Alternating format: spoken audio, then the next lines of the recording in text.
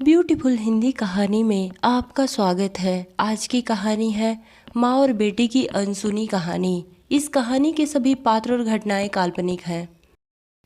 आज मेरी बेटी नैना का ग्रेजुएशन कंप्लीट हो चुका था। वो दिखने में बहुत खूबसूरत थी।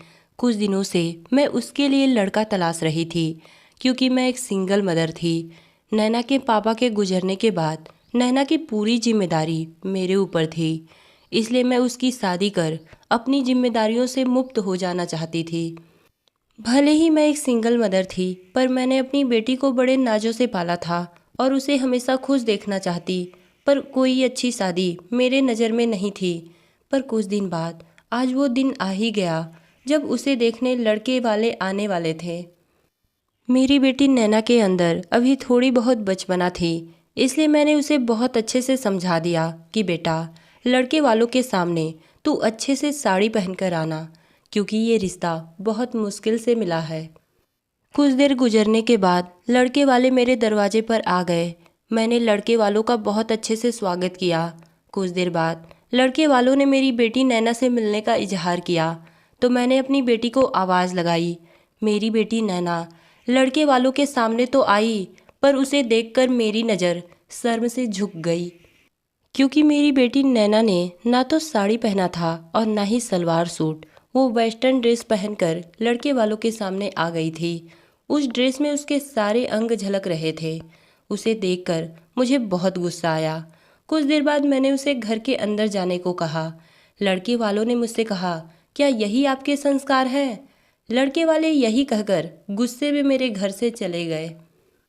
कितनी मुश्किल से ये रिश्ता मैंने अपनी बेटी के लिए ढूंढा था, पर नैना की नासमझी की वजह से आज ये शादी टूट गई। लड़के वालों के जाते ही मैं अपनी बेटी के कमरे में गई और गुस्से में उसका कान पकड़कर डांटते हुए बोली, अगर तुम्हें ये रिश्ता नहीं पसंद था तो मुझे बता दिया होता। इतनी बेशर्मी करने की क्या ज़रूरत थी? मेरे इतना कहने के बाद भी उसने मेरी बातों का कोई जवाब नहीं दिया। वो बस रोए जा रही थी। उसकी ये खामोशी मेरा सुख चैन सब छीन रही थी।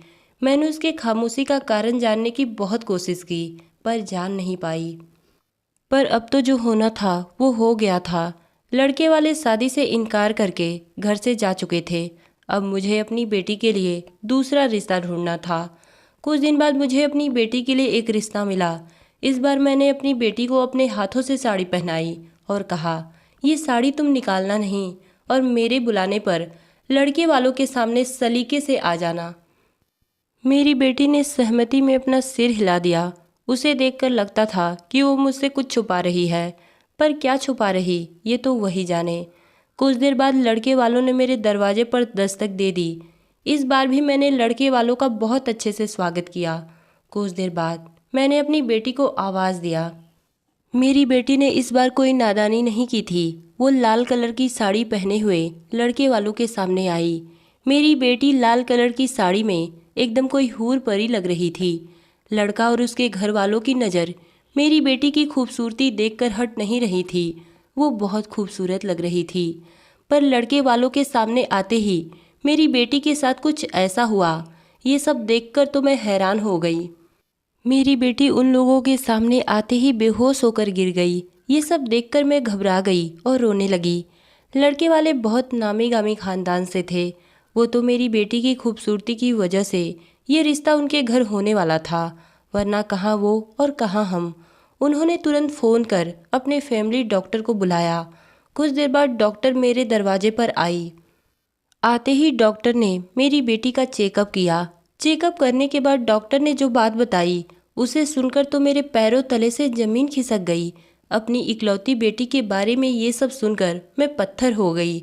मैं न तो कुछ बोल पा रही थी और ना ही कुछ समझ, क्योंकि मेरी बेटी 3 महीने प्रेग्नेंट थी। मेरी बेटी की ये करतूत देखकर लड़के वाले गुस्से से वहाँ से चले गए। मैं तो ये सब सुनकर एकदम सुन्न पड़ी थी। कुछ देर बाद रोते हुए मेरी बेटी मेरे पास आई और मुझसे कहने लगी, माँ, मुझे माफ़ कर दो। मैं एक लड़के से प्यार करती हूँ और उसके बिना मैं नहीं जी पाऊँगी। मैंने नवीन के बारे में आपको बताने की बहुत कोशिश की, पर बता नहीं पाई।